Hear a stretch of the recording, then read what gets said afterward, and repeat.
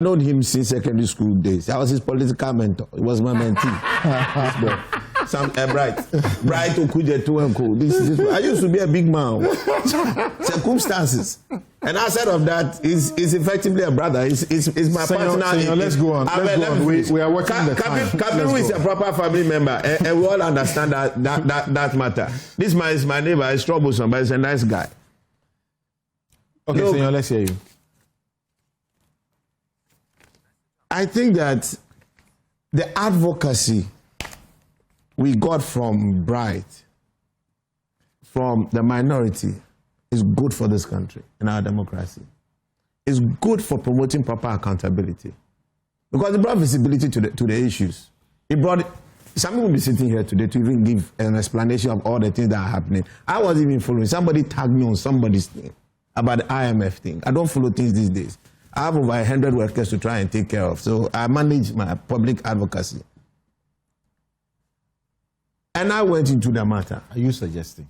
Yes. Are you suggesting? Yes. That when people take an issue, yes, and they say a company was formed in 2025, yes, when the facts will show that the company was formed in 2015, it is good advocacy we should promote. I'm not saying that misrepresentation should be promoted, but the act and art of trying to participate in that conversation actively and fiercely should be welcome. Go ahead. And more importantly, we are given the opportunity for us to learn where we have to learn, for us to dispute, debate, and actually construct policy directives that are helpful for everybody. I don't sit here to be right.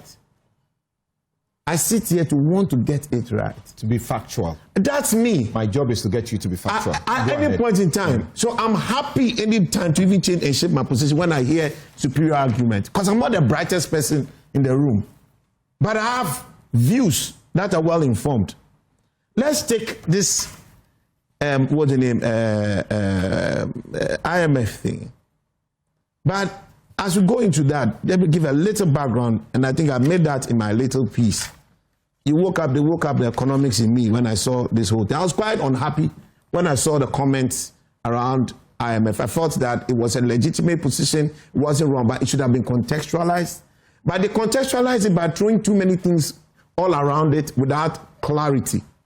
All right, which was my issue, and that's why I actually came in to want to look into the matter. I interviewed Sami. I spent a lot of time on phone with him. I met a few IMF friends. Of course, I have friends also in the CSO. Unfortunately, I didn't see Bright's piece till the day after when I published it. It was our friend Jampo. Jampo is the one who brought it to the ad. I realized that if trying to no, I'm not competing with my brother, not my former mentee. Now he's a big man. I can't mentor him anymore. But this is it. Are there trading losses? Let's take that out of the way. There are trading losses in that transaction. But what is that trading losses supposed to imply? And I'm saying when you see losses, you must be careful how you treat them or relate to them. The Gold Board hasn't made losses. Today we are hearing it, but the fact and the structure of that program, as I knew it before, as I know it today, there's no loss that will accrue to the Gold Board. But the Gold Board has been designed as a particular monetary policy related or supporting entity, an institution of state. That's what it is. Has it played that role? I think it has.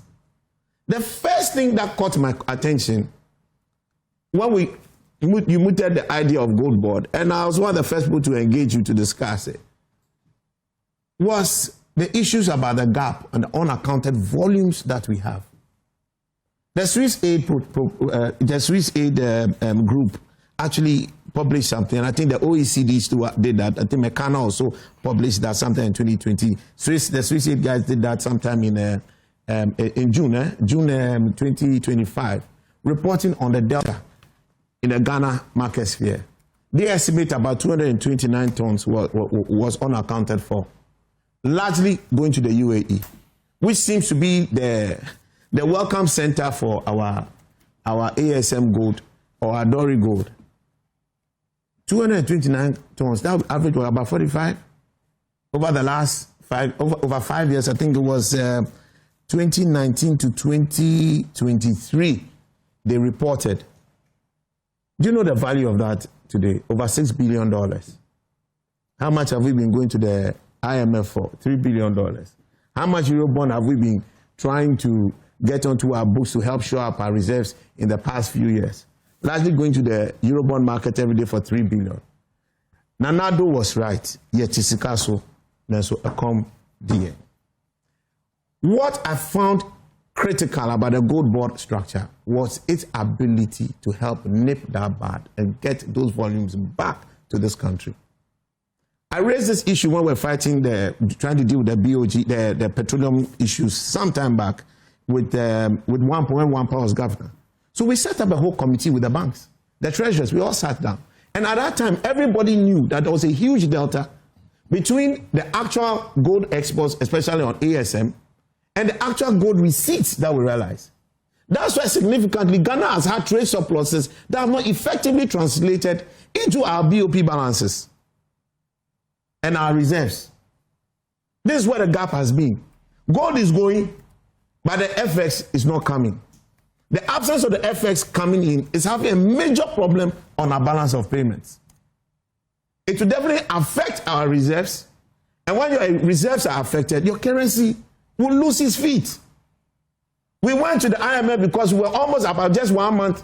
We were at a point where I think we're even below 1 month, what do you call it, import cover. But yet it's a castle, a com DA. So me, I commend Bawumia because I know he was the brainchild of this entire good for reserve thing. He is the brainchild, and we must commend that effort. What we have seen the NDC come and do is to actually perfect the idea, because the old idea had different fragmentations and actually a number of loose ends.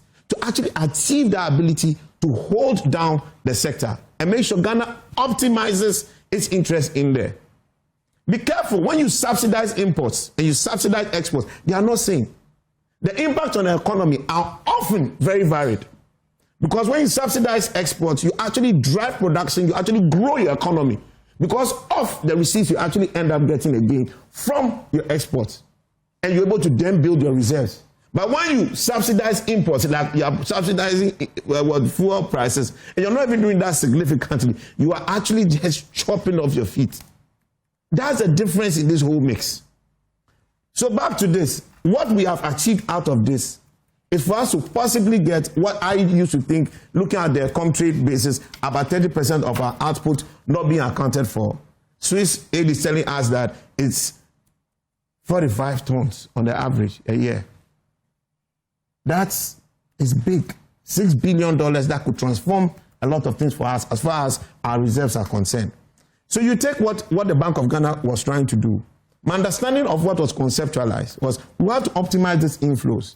If we are going to be losing money to smuggling, because you can easily smuggle gold, and again, right, gold is not cocoa.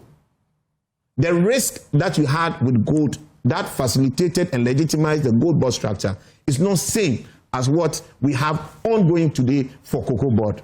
Not at all. So let's not mix the two. There are certain institutional similarities, but the policy drive for it, no. As part of the CSO group, we were consulted by the government and the Galamsey squad because they wanted to pass the gold board bill. So we all made inputs into the gold board bill. That's why I've been quite bullish about the gold board. The only thing I want to see more the track and trace, and then a lot more accountability to drive a lot more responsible sourcing. But let's take the IMF that highlighted these trading losses. IMF is highlighting these trading losses because largely, while this is a policy expense that is being incurred productively, their preference is that it shouldn't be sitting on the books of the Bank of Ghana. So in their own report, they are actually suggesting that it's the fiscal table that should actually absorb this loss. And me, I agree with them. You are saying that you are looking at what burden sharing. All right, that's fine. You guys can all look at it in different ways. As a policy institution, the Bank of Ghana can exercise actions that will lead to net expenses. And I'll cite one typical example, which is central to their action. I beg you, go and look at the Bank of Ghana annual report. Go and look at the Bank of Ghana annual report. Go to the financials. I think that's about on page 50. You see what you have there. and look at their comprehensive income statement. Can I ask you a couple of questions? Yeah, before then. And also, there are too many things I have to respond to. Samson, I beg you, I appreciate you, but I spent time on this, and I spent time sitting here for 3 hours, listening to everybody. I'm happy if anybody wants to interject, but I think that it is fair that I'm allowed to speak. All right, there are questions don't worry. Maybe when I speak, I'm very happy to listen to speak to anybody. You look at the net interest expense, which would likely mean you taking out interest and similar income out of the cost of open market operations. You have a negative.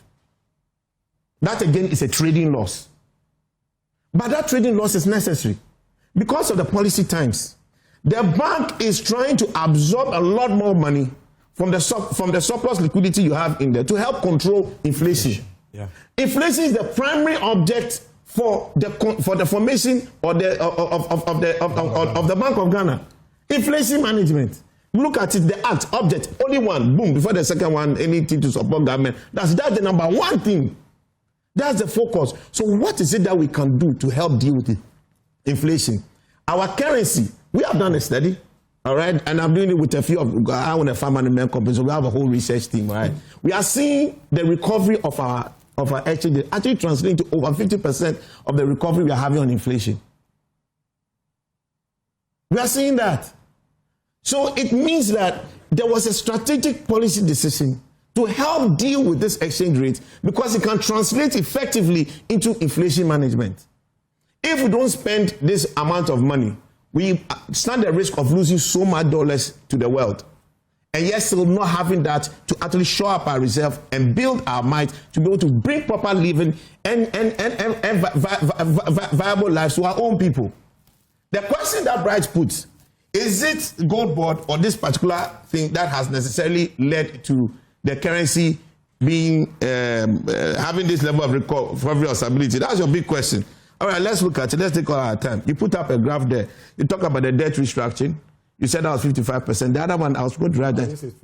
No, I want to hear you answer the question. What did you say debt restructuring was?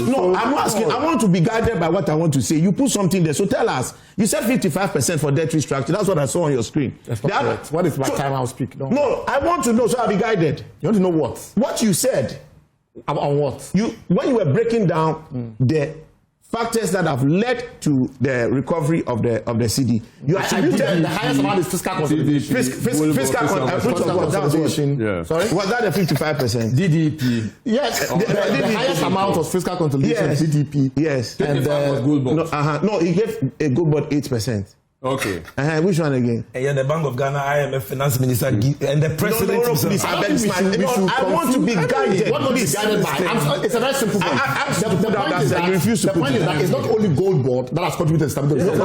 Based on our analysis, let my production team, please, the production team, Bright Simon's slides. How do you do that analysis? Senyo is referring to a particular page of the slides. There are only 5 slides. Can you bring them back? Where does the Bank of Ghana get money from to give the market every week? Gold board gives Bank of Ghana $200 to $300 million a week. You are saying that the city is strong because of what? Because we get people haircuts. Yes. We get people haircuts. So IMF includes all that. No, yes. They believe in IMF. Attribution of Cedi stability. Hold on. So why is that? Hold on. IMF program. Please. Why didn't the dollar come down? Sorry. Let's Senyo continue. Sorry. Sammy, don't do this. Sammy, don't do this. IMF is the reason why the dollar Please, let's project this. Let's project this on the screen. No. Did the IMF program conclude at today? Of course, it's concluded today. So why is that the dollar was going up? It's Brian Simmons. Thank you. You see this stability. This is the end of the IMF program. This only is what you're asking for. So you see, these are his estimates: 55%, 37% from the global price rally. I don't have a view of how he did his analysis, but I don't agree, and I'll explain why. We shouldn't be guided by that.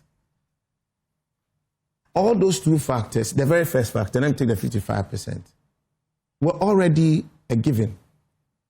If you were doing a financial analysis going forward, it will even add to your incremental cash flows for you to, you see that whole thing from a policy perspective, sunk cost, because it's a decision already taken. No. So no, please. Nobody has said that. What is it? I didn't say fiscal consolidation. You wrote debt relief. And IMF. Yeah, no, please. What goes What have you? IMF? So what is IMF? IMF is the type program. Look, even with the 10 billion, if you're servicing the debt, it will not be able to survive. Exactly. Okay, it's fine. Simple as even if you're servicing the debt. Which debt? If you're servicing the debt, that will be the 10 billion you are talking. It will be the program of the debt restructuring continues. What? The period of even this year. Please, hold on. So let's take this debt relief and IMF. All right, all of them were already factored in. What you do with information in financial markets is that available information are factored into the decisions that you make, into the pricing that is made into the market at every given point in time. It's only shocks that vary them. We went into the budget. IMF sat down. They knew about all this. They knew about their policies. They knew about debt relief. What did they do? They sat down and supervised our country to assume an estimate of 15.95. What? Please, I beg you. We have been under an IMF program 16 times. I know, we all know that. When did we achieve the economic gains? We have achieved this year under an IMF program. Please, let me talk. Look at what you're saying. Guys, so the two of you are. Can I finish? We were under an IMF program. Did you see this?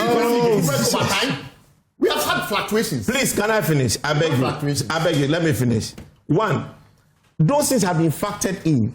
Those key contributors, except for the gold price rally, which was already accruing. But to be fair, not to this level. What we saw absolutely as on policy terms, you could see it as a sunk impact. It's actually the debt relief and the IMF. How can it be IMF sunk impact when it's still continuing? When I say sunk impact, you see, you don't understand the English and speaking. So explain it. When you have the information, the details about that policy, its directions already known to the financial markets, that information, that impact has already been factored into the price and the expectation. Just by having you will factor it and put in a discount factor. If you don't give out the program, please, just have that finance. I beg you, go and learn. Go and learn. Please, go and learn. Go and learn. We have an economist. Go and learn. Who said? I don't have economists here. Are you telling me that IMF is trying to estimate? Train economics please, in the program. IMF is trying to estimate. Please, only one train economics in the program. So please keep quiet. IMF is trying. Please, I beg you. IMF is trying to estimate for this year. Together with the Ministry of Finance, estimated 15.95, as with the assumption that it was going to deploy its policies. It was clear. So if this is what your policy will do, let's keep it there. What else has happened? Those last two things have happened. What we have had is the gold rally price for this year. Can I finish? Can I finish? Even in way back can I finish? Now let me quote the IMF. I want to quote the IMF. Something different has been done. The IMF talk. Let's give him. The IMF says that since the 2023 domestic debt restructuring, okay, it gives us. Let's look at the 33 rather. 33. Since program approval, the BOG has taken an increasingly active role as an intermediary in the FX market on the back of stronger BOP inflows. Where are they coming from? Now, the DGPP has been the key source of these inflows, which also included cocoa inflows and repatriation requirement on extractive sector export proceeds. I'll tell you again. Can I look? I'm telling that the IMF is itself. The IMF itself. Please. Are we having extended program? Let's find out where we have extended program. Please, let's go on. Let's go. Yeah. On. Go ahead. It's not to distract you. When you build your decision, look, it also says in the report that despite debt service commitments in a post-debt restructuring environment, we are consistently outperform NIR target, that is the net international reserve target, since the beginning of the program. This is notably due to the large-scale domestic gold purchase program, which is influenced by prices. Please, it's largely due to that. The biggest part of this whole thing is our ability to claw back the volumes that used to be smuggled. If you will not be reasonable about that, God forgive you. Ongoing. Please, can I finish? I beg you, please. I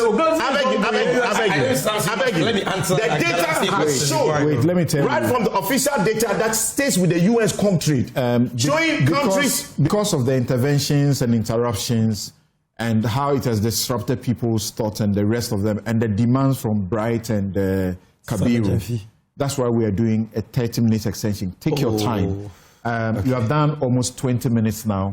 In the next 5 minutes, I will go to talk about Galamsey. You should the main reason you were here partly was because you are in the Galamsey group, anti-Galamsey group. We will make sure at least we get you to say something in 3 minutes. And I'd like to answer that question. Right. Who is buying the Galamsey? Yes, it's a question that's still outstanding. Managing the FX, that responsibility sits with the central bank through inflation. And I'll urge all of you at this point, be quiet and listen to one person speak at a time. Okay. Some of our viewers, very respected statesmen and women, are complaining about the interventions that is making it cacophonous. I'll repeat a bit on the IMF. The IMF has largely said that the success of our ability to drive and grow our reserves has been dependent on this DGPP as the lead and focal arrowhead. That's what it has said. From the same document that highlights the risk, which has to do with these 240 million, dollar trading losses. The same document. The IMF sees the value of the DGPP. Its problem is that that expense, while it may be relevant, should actually be sitting on the fiscal books. I don't disagree with the IMF. Sami is suggesting that there should be some kind of split somewhat. It's possible. But the rally we have today in our currency is not because of debt relief. Debt relief helped us with our stability coming into 2025, way before. What has changed for 2025 is our ability to really drive and optimize our FX flows from our gold exports. Because the leakages were always sitting there. Always sitting there. The data that you had on the screen showed it. When you had the tax bit, you saw how it tanked. The data you have from Comtrade versus, which is the UN trade data body, versus which records the data that the exports we report to places like UAE. Versus what UAE says we actually brought. I was estimating around 30%, 33%, 1/3. The Swiss aid, which has done a more thorough analysis, is telling us that it's about 45 tons. 45 tons on an average. Do you know what that means? That's $6 billion. $6 billion. Where was our gross reserves at the time we were looking at going into IMF? It was not even up to $3 billion, if I'm not mistaken. So what has really happened on the supply side for us has been the efficiency of the gold board. So Sami is my brother, but that's not just for him. When he's wrong, I criticize him. It's not a problem for me. I've criticized him because I expect him to do more for us during the Galamsey fight. In 9 months, I've been talking to him about it. And so when Kabiru and Bright raise the issue, we all should embrace that this is important to help shape the gold board going forward. Absolutely. And that the criticism is well intended. Yes. Kabiru speaks about things that have been done in the economy, and so it's not accurate, it's not correct to want to take all the, as it were, the credit. What's the name? Bright speaks about that. Yeah. Credibility is important. I listened to Dr. Baumia in his Christmas New Year message. That's credibility. He was willing to accept that John Mahama has done something good. That's why I said, look, Baumia is a good statesman. It's a very fine statesman. And this policy that has driven what we are having today, being perfected by the NDC under the gold board, is his brainchild. Kabiru, true or false? Not gold board. Not gold board. I'm saying that the DGPP is what has brought it. What you have done as NDC is to perfect it, to make sure we optimize the concept. It was not effectively deployed. It had some impact. What Gold Board has done has been to optimize the impact. And I commend Sami Jefe for the work he has done. I also commend Ato Forsen for envisioning and learning from something. The governor has been splendid. Here in Zach. Dr. Zach, I work with that. Look, it's been fantastic. That team. God has been kind to us in that our good ideas have aligned with market circumstances to optimize whatever it is. However the case, we would have optimized our flows. So this part is fully covered. The impact of it from a policy stance would have been looked at from the object of it. That's why I don't call those losses as losses to the books of the Bank of Ghana or to taxpayers. There's always a net benefit to economic policy. The object here was to achieve inflation. If this thing has been one of the critical policy options and interventions to deliver it, that's a point you have we have achieved it. That's a point. And we have not. Hold on. I'm going to say something on the fiscal, please. Okay. The reason why I think that Honorable Atufonsi should be kind and respectfully humble enough to be to the Bank of Ghana on this matter is that he has been one of the biggest beneficiaries of it. On his own books, he has saved about 16 billion. So if I have to answer the critics of this 240 million about the schools that could have been built, the real effect of what has achieved is that the central government has now got over 16 billion, which it can actually build even more schools than 2.4 billion could do, or even more hospitals than 2.4 billion could do. Guys, let's support and make this thing work. Let's criticize, but let's do it constructively. Let's understand and be honest about the conversation. If we want to reshape it, let's reshape it. Sami is saying that he's going to be able, they're going to look at reducing this cost. I think that they should. One of the things that I found instructive, and again, I commend Isiama, and fortunately for you, you are part of it. So, Sami, you are part of this one. You collect part of the glory. How did we reduce the transaction cost from 2.25 for the export prices to the off-taker margin discounts to 1.1? How is it that we didn't do this way before, when we all knew in the market that discounts were around 1 to 2% for the exporters who are buying it at the mine gate and finding their own way to push it? We have done all this cleanup, and yes, we decided to pay people 2.25%. I think somebody must answer a question for why we paid so much. We paid so much. Take discount was right. That is my problem. For 2 years. That is something we should look at. Other than that, the cost we are looking at now may possibly have doubled. And they had one off-taker. This policy is a policy that is supposed to bring Ghana together. A policy that was initiated by the MPP under the leadership of Bawumia. A policy that has been perfected by Atufonsi and Sami Jefi and the governor, Johnson Pandit. People don't know that part of his name, but he has to give us his Igbe name. That is very important. Then we have had one person inherits a policy, perfects it, and translates it into proper economic benefit for us as a country. This is not a policy that should be creating division amongst us. It's a policy that we should be rallying together as a country.